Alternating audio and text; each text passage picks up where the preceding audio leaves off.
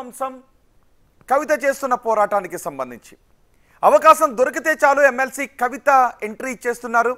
తెలంగాణలో ఏ ఇష్యూ అయినా అది ఎలాంటిదైనా సరే కవిత ఉనికి చాలా స్పష్టంగా కనిపిస్తోంది. అలాంటివేమీ లేకపోయినా సరే తానే సొంతంగా కార్యక్రమాలు చేపడుతూ జనంలోకి బలంగా వెళ్ళటానికి ట్రై చేస్తున్నారు కవిత. ఇప్పుడు ఇదే సిరీస్లో పోలవరం ముంపు గ్రామాలపై కవిత పెట్టిన రౌండ్ టేబుల్ సమావేశం స్టేట్ పొలిటికల్ వర్గాల్లో హాట్ టాపిక్గా మారింది. అసలు ఉన్నట్టుండి కవిత ముంపు గ్రామాల ముచ్చట ఎందుకు తెర మీదకు తీసుకొచ్చారు?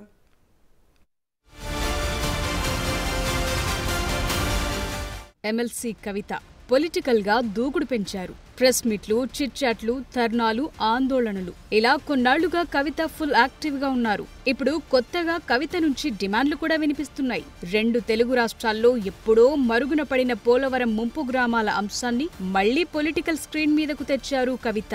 5 పంచాయతీలను తెలంగాణకు అప్పగించాలని డిమాండ్ చేస్తున్నారు. తెలంగాణ జాగృతి ఆధ్వర్యంలో నిర్వహించిన రౌండ్ టేబుల్ సమావేశంలో పోలవరం ప్రాజెక్టు పైన కీలక వ్యాఖ్యలు చేశారామె. పోలవరం ప్రాజెక్టు నిర్వహణ అంశాన్ని ఉమ్మడి ఆంధ్రప్రదేశ్లోనే వ్యతిరేకించామన్నారు. అప్పట్లో తాము సుప్రీంకోర్టుకు వెళ్లి ఆపే ప్రయత్నం చేసినా ప్రాజెక్టు నిర్మాణం ఆగలేదన్నారు.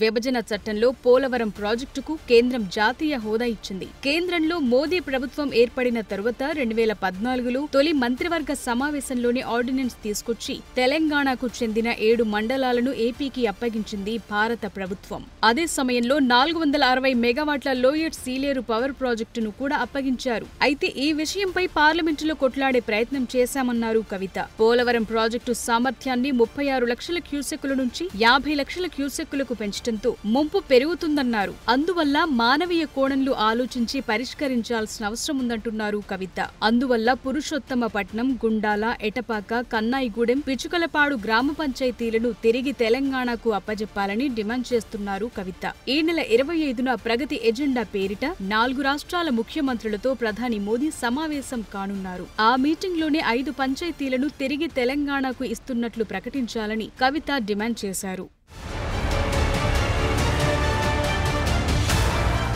కవిత డిమాండ్ సీరియస్ గానే ఉన్నా దీనిపై రాష్ట్ర కేంద్ర ప్రభుత్వాల నుంచి రియాక్షన్ ఎలా ఉంటుందనేది ఇప్పుడు ఆసక్తిగా మారింది. 10 ఏళ్ల కిందటే 7 ముంపు గ్రామాలను ఏపీలో విలీనం చేసేశారు. ఇప్పుడు మళ్లీ వాటిని తెలంగాణలో తిరిగి కలిపేందుకు కేంద్రం ఒప్పుకుంటుందా అనేది బిగ్ క్వశ్చన్ మార్క్. దానికంటే ముందు కవిత డిమాండ్ చేశారని తెలంగాణ ప్రభుత్వం కూడా కేంద్రంపై ఈ విషయంలో ఒత్తిడి పెంచుతుందా అనేది కూడా ఇంట్రెస్టింగ్ గా మారింది. ఈ 5 గ్రామాలను తెలంగాణలో కలుపుతారా లేదా అన్నదానికంటే కవిత చేస్తున్న పోరాటం గురించే తెలంగాణ రాజకీయాల్లో ఎక్కువగా చర్చ జరుగుతోంది. ఇదే విషయంపై మనతో మాట్లాడటానికి సీనియర్ విశ్లేషకులు ఎస్ వీరయ్య గారు మనకు అందుబాటులో ఉన్నారు. వీరయ్య గారు నమస్తే అండి. నమస్తే అండి. వీరయ్య గారు, కవిత రాజకీయ దూకుడిని ఏ విధంగా చూడాలి? బీఆర్ఎస్లో కంటే కవిత జాగృతిలోనే చాలా దూకుడుగా ముందుకు వెళ్తున్నారు అనే చర్చ జరుగుతోంది. ఇప్పుడు కవిత గారు అనేక సమస్యలు ముందుకు తెస్తున్నారు. ఒక విధంగా బీఆర్ఎస్ నాయకత్వాన్ని సవాల్ చేసినంత పని చేశారు. ఇప్పుడు మళ్ళీ ముంపు గ్రామాల ఇష్యూ ముందుకు తెచ్చారు. ఏమైనా ప్రజా సమస్యలను ముందుకు తెచ్చి, రాజకీయ సమస్యలను ముందుకు తెచ్చి తన ప్రత్యేకతను చాటుకునేటువంటి ప్రయత్నంలో ఉన్నారు అనేది కనిపిస్తా ఉంది.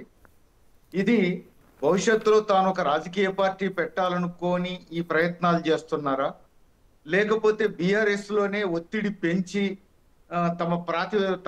తమకున్నటువంటి ప్రాముఖ్యతను బీఆర్ఎస్ పార్టీలో పెంచుకునే ప్రయత్నంలో ఉన్నారా? మనంగా చెప్పలేం.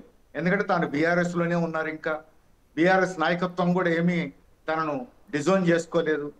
అదే సమయంలో రాజకీయ సమస్యలే లేవనెత్తారు ఆమె. మొదట బీజేపీ పట్ల బీఆర్ఎస్ నాయకత్వం ఉండవలసినంత స్పష్టంగా ఉండట్లేదు అనేటువంటిది చాలా చిన్న విషయం కాదు, అది చాలా పెద్ద విషయం. ఆ విషయంలో ఇప్పుడు బీఆర్ఎస్ నాయకత్వం స్పష్టతనివ్వలేదు. ఆ తర్వాత కవిత గారు కూడా మళ్ళీ దాని మీద మాట్లాడట్లేదు స్పష్టంగా, ఓపెన్ గా. లీకేజీలతోనే కొద్ది రోజులు నడిపారు. సరే, ఇప్పుడు ప్రజా సమస్యల మీదకి వచ్చారు. ఇప్పుడు ముంపు గ్రామాల సమస్య కూడా నిజంగా అక్కడ సమస్య ఉంది. ముంపు గ్రామాల ప్రజలను ఆంధ్రప్రదేశ్ ప్రభుత్వం ఆదుకోవడం కష్టం. ఏపీకి వచ్చి తెలంగాణకు వచ్చి తెలంగాణ నుంచి పోవాల్సిందే. అందుకని భౌగోళికంగా అది తెలంగాణ ప్రభుత్వంతో ఉంటేనే, తెలంగాణతో భాగంగా ఉంటేనే ఆ గ్రామాల ప్రజలకు కూడా రక్షణ, వాళ్ళకు కూడా భవిష్యత్తు. ఇవన్నీ ప్రాక్టికల్ సమస్యలు ఉన్నాయి. ఇది రాజకీయ సమస్య అనే కంటే ఆ గ్రామాల ప్రజల జీవితానికి సంబంధించిన జీవన మరణ సమస్య. వాటిని పరిష్కరించుకోవాల్సిన అవసరం ఉంది. అలాంటి ఇష్యూను కూడా ఇప్పుడు తాను లేవనెత్తుతున్నారు. ఇవన్నీ ప్రజలు ప్రజా సమస్యల పట్ల కరెక్ట్ గా స్పందించినంత వరకు ఎవరైనా మద్దతునియొచ్చు, అది మంచిదే. కానీ తన ప్లాన్ ఏమిటి అనేది మాత్రం తానే బహిరంగంగా చెప్పాలి. ఇప్పుడు కానీ ఏమనిపిస్తుంది, ఆమె ఇంతవరకు ప్లాన్ ఏంటి అనేది చెప్పలేదు. కానీ చూస్తుంటే మాత్రం ఒక పిక్చర్ చాలా క్లియర్ గా కనబడుతుంది. ఆమె తెలంగాణ జాగృతిలోకి చేరికలను తీసుకుంటూ ఉన్నారు, తెలంగాణ జాగృతి నుంచే పోరాటాలు చేస్తూ ఉన్నారు. సో ఒక పిక్చర్ అయితే క్లియర్గా కనబడుతుంది. సో మీరు విశ్లేషకులు కాబట్టి మీకు ఇంకా ఆ పిక్చర్స్ చాలా స్పష్టంగా కనిపించే అవకాశం ఉంటుంది. ఇప్పుడు సింగరేణిలో కూడా తాను కొత్త ఎత్తుగడల్ని ప్రారంభించారు. అక్కడ కూడా బీఆర్ఎస్ కంటే తన ప్రాతినిధ్యం, తన స్థానం, తన సంస్థ అనే యాంగిల్లోనే ముందుకు పోతున్నారు. ప్రజా సమస్యల మీద అట్లానే స్పందిస్తున్నారు, రాజకీయంగా అట్లానే స్పందిస్తున్నారు. అంటే క్రమంగా ఒక ప్రాతిపదికను తయారు చేసుకుంటున్నారా, రాజకీయంగానే తాను డిఫర్ అయ్యి వేరే పార్టీ వైపు ప్రయాణం సాగిస్తున్నారా, లేకపోతే బీఆర్ఎస్ నాయకత్వంతో చర్చల కోసం అవసరమైనటువంటి ఒత్తిడి పెంచుతున్నారా? ఇది కొద్ది రోజులు పోతే గానీ మనకు స్పష్టత రాదు. ఎందుకంటే ఆమె బహిరంగంగా చెప్పడానికి సిద్ధంగా లేరు. అందుకని అంటే రెండింటిని ఎలా చూడొచ్చు? ఒకటి పార్టీ పెట్టే ఉద్దేశంతో ముందుకు వెళ్తున్నారా, రెండు బీఆర్ఎస్ నాయకత్వంపై ఒత్తిడి పెంచే చర్యలకు దిశగా ముందుకు వెళ్తున్నారా? ఈ రెండింటిని ఇంకొంచెం లోతుగా చూస్తే ఇప్పుడు తాను కేసీఆర్ గారు కరెక్ట్ గానే ఉన్నారంటున్నారు, కేసీఆర్ గారే మా నాయకులు అంటున్నారు. సమస్యల్లో కేటీఆర్ గారితో, హరీష్ రావు గారితో అనే అర్థంలో మాట్లాడుతున్నారు. కానీ తాను లేవనెత్తిన రాజకీయ సమస్య ఉందే, బీజేపీతో మెత్తగా ఉంటున్నారు, గట్టిగా ఉండట్లేరు అని. మరి కేసీఆర్ గారే కదా రాజకీయ సమస్యకు ప్రధాన బాధ్యత వహించాల్సింది. కేసీఆర్ గారిని కాదని కేటీఆర్ హరీష్ రావు రాజకీయ నిర్ణయాలు వెల్లడించగలిగే స్థితి బీఆర్ఎస్ లో ఉందా, ఉంటుందా? కేసీఆర్ గీసిన గీత దాటిపోగలిగే అవకాశం ఎవరికీ లేదు. అందుకని తాను టాక్టికల్ గా మా నాయకుడు కేసీఆర్ అని చెప్పేసి మాట్లాడుతూ అవసరమైనటువంటి గ్రౌండ్ ప్రిపరేషన్ లో ఉన్నారేమో అనే అనుమానానికి మాత్రం అవకాశం కనపడతాం. ఓకే, అవసరమైన గ్రౌండ్ ప్రిపరేషన్ అంటే సొంత పార్టీ ప్రకటించడమే. ఒకవేళ కాదు ఒత్తిడి అంటే ఆ ఒత్తిడి ఏ రకంగా ఉండే అవకాశం ఉంటుంది? ఇప్పుడు కేసీఆర్ గారికి బీఆర్ఎస్ లో నెంబర్ 2 ఎవరంటే కేటీఆర్ అనేది ఇప్పుడు ముందుకు వస్తుంది. ఒకప్పుడు కేటీఆర్ హరీష్ రావు అనే తగాదా మీమాంస కూడా ఉండేది. ఇప్పుడు హరీష్ రావు కూడా క్లియర్ చేసినట్టు కనపడుతోంది. నెంబర్ 2 కేటీఆర్ అనేటువంటి పద్ధతుల్లో వచ్చేస్తోంది. ఆ నెంబర్ 2 స్థానం మరి కవిత గారికి ఇస్తానంటే అప్పుడు ఏమైనా ఒప్పందం జరుగుతుందా? ఒకవేళ ఒప్పందం అంటూ వితిన్ ద పార్టీ జరగాల్సి వస్తే అంతకంటే వేరే ప్రత్యామ్నాయం ఏమీ లేదు. అందుకని కేసీఆర్ గారు నెంబర్ 2 స్థానం కవిత గారికి ఇవ్వాలనుకుంటే అలాంటి ఒప్పందం జరుగుతుంది. అది లేకపోతే రాజకీయంగానే నిర్ణయం తీసుకునేటువంటి పరిస్థితులు రావచ్చు. ఈ రెండే కనపడతా ఉన్నాయి ఇప్పటి వరకు వస్తున్న పరిణామాలను చూస్తే.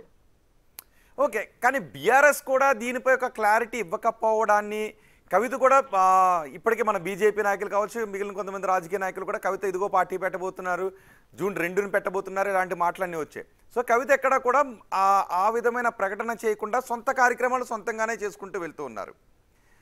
మామూలుగా కేసీఆర్ ఎవరిని ఖాతరు చేయరు కదా.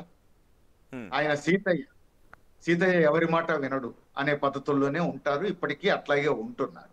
కాబట్టి కవిత చెప్పేటువంటి మాటలు, కవిత విమర్శలు, కవిత సవాళ్లను కూడా ఆయన అంత సీరియస్ గా తీసుకుంటున్నట్టు కనిపించట్లేదు. కాబట్టి ఆయన సీరియస్ గా తీసుకోవాలి అని అంటే ఈ మాటలు సరిపోవు, ఇంకా ఒత్తిడి పెరగాల్సిన అవసరం ఉంది అనేటువంటిది జనరల్ గా ఎవరైనా చెప్పేది. కవితకు కూడా ఆ మాత్రం అంచనా ఉండకుండా ఉండదు. అందుకని కేసీఆర్ గారు సీరియస్ గా తీసుకొని రాజీ బేరానికి రాక తప్పని పరిస్థితిని సృష్టించడం అనే ప్రయత్నం అయినా కావాలి. అది జరగకపోతే ఇక నా దారి నేను చూసుకుంటానని చెప్పగలిగేందుకు అవసరమైన ప్రాతిపదిక కూడా రెడీ కావాల్సి ఉంటుంది. రెండిటికి ఒకటే కృషి. సో నా దారి నేను చూసుకుంటాను అని చెప్పడానికి కావాల్సిన ఆ బలాన్ని కవిత ఇప్పుడు సొంతంగా పోరాటాలు చేయడానికి కార్యాచరణ రూపొందించుకోవడం ద్వారా చూపిస్తుంది అని అనుకోవాలా? అంతే. ఆ మాత్రం చూపించలేకపోతే ఇంటర్నల్ గా చర్చలకు పిలిచే వాతావరణం కూడా ఉండదు కదా. చర్చలకు పిలిచే వాతావరణం ఉండాలన్నా ఆ ప్రమాదం ఉందనుకుంటేనే కేసీఆర్ దిగి వస్తారు, లేకపోతే ఖాతరు చేయరు. అందుకని చర్చలకు దిగక తప్పని పరిస్థితి తెచ్చుకొని పార్టీలోనే నెంబర్ 2 అన్నా కావాలి, లేదా మరో పార్టీ వైపైనా పోవాలి. ఒకవేళ అలాగే జరిగితే మరో పార్టీ వైపే కవిత ముందుకు వెళ్ళి జాగృతినే పార్టీకి అనౌన్స్ చేస్తే జరిగే లాభ నష్టాలు ఏంటి? జరిగే లాభ నష్టాలు అని అంటే, ఒకటి వ్యక్తిగతంగా తాను అందులో తగిన పునాదిని పెంచుకోగలిగితే తనకు భవిష్యత్తు ఉంటుంది, లేకపోతే లేదు. అదొక భాగం. కానీ రాజకీయంగా తెలంగాణ ప్రజలు చూడాల్సిన పద్ధతి ఏమిటి అని అంటే, ఎన్ని పార్టీలైనా రావచ్చు, కవితకు కూడా ఓ పార్టీ పెట్టుకునే హక్కు ఉంటుంది. కానీ తెలంగాణ ప్రజల ప్రయోజనాల కోసం కవిత గారు చెప్తున్నట్టుగా నిజంగానే కేంద్రంలో బీజేపీ ప్రభుత్వం పట్ల సరైనటువంటి రాజకీయ నిర్ణయం తీసుకొని దానికి కట్టుబడి పనిచేసేటట్టయితే డెఫినెట్ గా తగినటువంటి స్థానం కవితకు కూడా వచ్చే అవకాశం ఉంది. అందుకని సరైన రాజకీయ వైఖరి తీసుకోవడం అనేది కీలకం.